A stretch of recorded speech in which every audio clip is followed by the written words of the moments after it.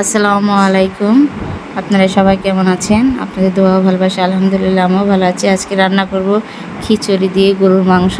চলুন শুরু করা যাক কেমন করে রান্না করব। দেখুন মাংসটা ধুয়ে নিয়েছি।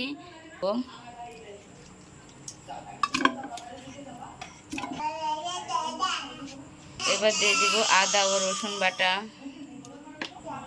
আর দিয়ে দিব হলুদের গুঁড়া, দিয়ে দিব পরিমাণ মতন লবণ,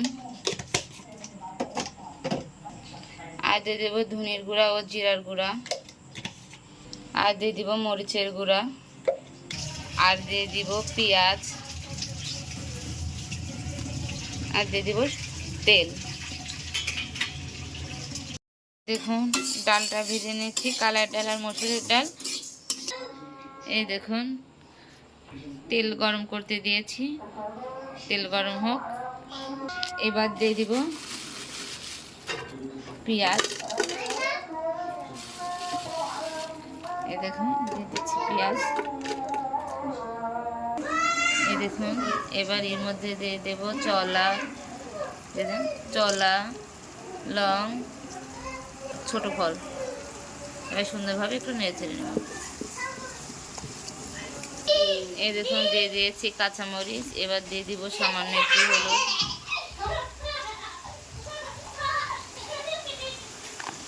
এবার দেব জিরা ও ধনের গুঁড়া,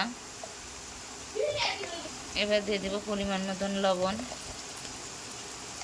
এবার সুন্দরভাবে কষিয়ে নেব।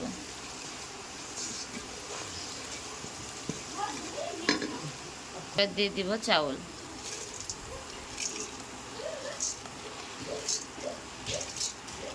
এবার দিয়ে দিব ডাল, 2 রকমের ডাল, মসুরের ও কালার ডাউল।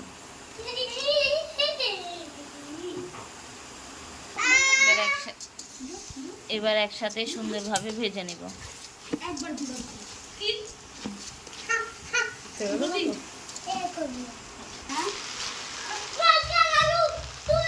এই দেখুন আমার চাউল ও ডালে যখন ভাজা হয়ে গেছে, এবার দিয়ে দেবো পানি। দেখুন পানি দিয়ে দিলাম। এই দেখুন এবার বলক উঠে আসছে, মাংস খিচুড়িটা ফুটে আসছে। এবার মাংসটা ঢেলে দিব। এই দেখুন মাংস এর মধ্যে দিয়েছি। আপনাদের একটা কথা বলতে ভুলে গেছি, ওর মধ্যে ছোলার ডালও সিদ্ধ করে নিয়েছি।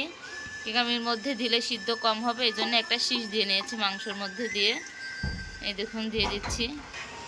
এই দেখুন এবার একসাথে সুন্দরভাবে এরকম নেড়ে চেড়ে নিচ্ছি। এবার ঢাকনা দিয়ে ঢেকে দিব। এই দেখুন ঢাকনা দিয়ে ঢেকে দিয়েছি। এই দেখুন আমার খিচুড়ি রান্না করা কমপ্লিট হয়ে গেছে। বাসায় এমন করে ট্রাই করে দেখবেন কেমন লাগে খাইতে। অবশ্যই ভিডিওটা ভালো লাগলে লাইক করবেন এবং শেয়ার করে দেবেন। আজকের ভিডিওটা এই পর্যন্তই। আসসালামু আলাইকুম।